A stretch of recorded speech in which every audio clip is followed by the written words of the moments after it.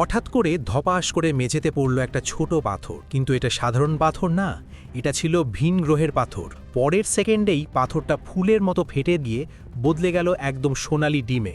পাশ দিয়ে যাচ্ছিল একটি ছোট নার্স, ডিমটার ভেতর রঙিন আলো ঝলমল করছিল। সে অজান্তেই ডিমটার দিকে এগিয়ে গেল, আর ঠিক তখনই ডিমের উপর থেকে বেরিয়ে এলো একটা ধারালো কাঁটা। মেয়েটি পালাতে চেয়েছিল, আর পরের সেকেন্ডে সেটা সোজা নার্সের শরীরে ঢুকে গেল। চারপাশের মানুষ ভাবল, আরে শুটিং চলছে নাকি? আর এই ভাবতেই ভুল করে বসল।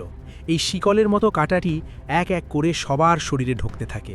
সবাই ভয়ে পালাতে থাকে, যেন বিরিয়ানি শেষ হয়ে যাচ্ছে। হঠাৎ এক ছোট মেয়ে পুরো ঘটনাটা মোবাইলে রেকর্ড করে ফেল। এই কিন্তু ভিন গ্রহের ডিম, সেটা বুঝে ফেলল। মুহূর্তেই অসংখ্য কাঁটা চারদিকে ছুটে গেল। যাদের শরীরে কাঁটা ঢুকলো তাদের চোখের রং বদলে গেল, মানুষগুলো হয়ে গেল ভিন গ্রহীদের পুতুল। কিছুক্ষণ পর সব আবার স্বাভাবিক, ডিমটা ফের পাথর হয়ে গেল। একজন লোক সেটা তুলে নিয়ে চলে গেল। তাহলে কি ভিন গ্রহীরা ইতিমধ্যেই আমাদের মাঝেই আছে?